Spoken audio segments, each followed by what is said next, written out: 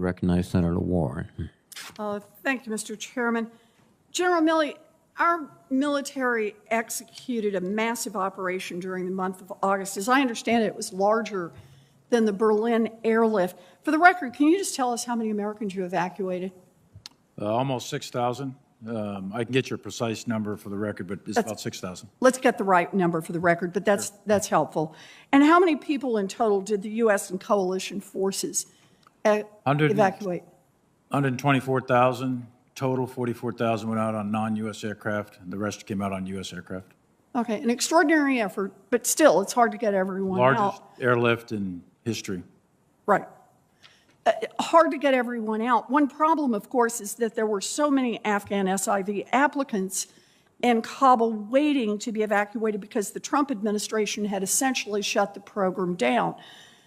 Withdrawal was a massive operation conducted in a chaotic, unpredictable environment, and some people have criticized you for leaving on August 31st, but I just want to explore that for a minute. General Milley, once the Afghan government collapsed in August, would you say that staying past the date of their collapse would have exposed the force on the ground to substantial additional risk?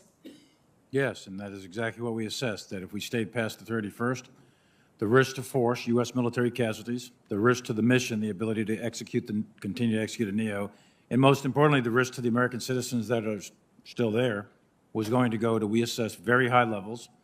And we thought that that was a level of risk that was unacceptable. Okay, and just so I'm sure, and everybody's got this on the record, so if we'd stayed another week or 2 or 3, then it's likely there would have been another attack that killed American service members? Is that what you're saying? I would say that that is a near certainty. All right. For years, we poured money into the Afghan government, and for years, we trained their army, we outfitted them with all the best American equipment, we provided them with overwhelming air power. Even so, both the Afghan government and the army collapsed almost instantaneously.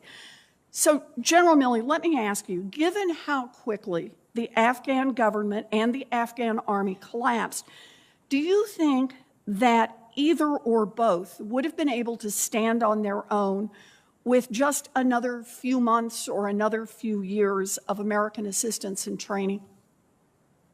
I think at this point that's unknowable, but my estimate at the time was if you kept advisors there, kept money flowing, et cetera, that we probably could have sustained them for a lengthy or indefinite period of time. Whether or not you would have had a different result at the end of the day, that's a different question. You know, when I hear you say that, it reminds me of all the years that I've sat now on the Senate Armed Services Committee, and how many times the generals have come in front of us, and when you point out every way in which the Afghan government was failing and the Afghan army was failing, the generals respond with, but we're turning the corner now. I didn't say we're turning the corner, Senator. I said we could sustain them.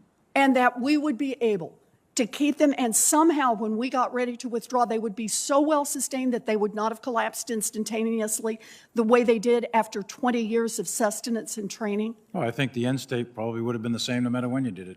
Well, you know, Right. I believe that leaving a force behind would have necessitated that force staying indefinitely. That's right. And many of those service members would have been exposed to unnecessary risk and harm. That's exactly right. We agree. And I also just want to say, this week we will have our 5th hearing on Afghanistan in the 8 months since President Biden took office.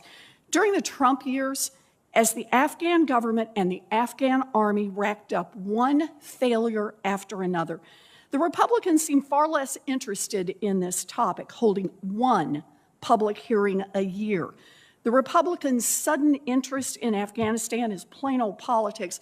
It is not the kind of oversight that we should have been exercising in years past. So thank you, Mr. Chairman, for calling this hearing. Thank you very much, Senator.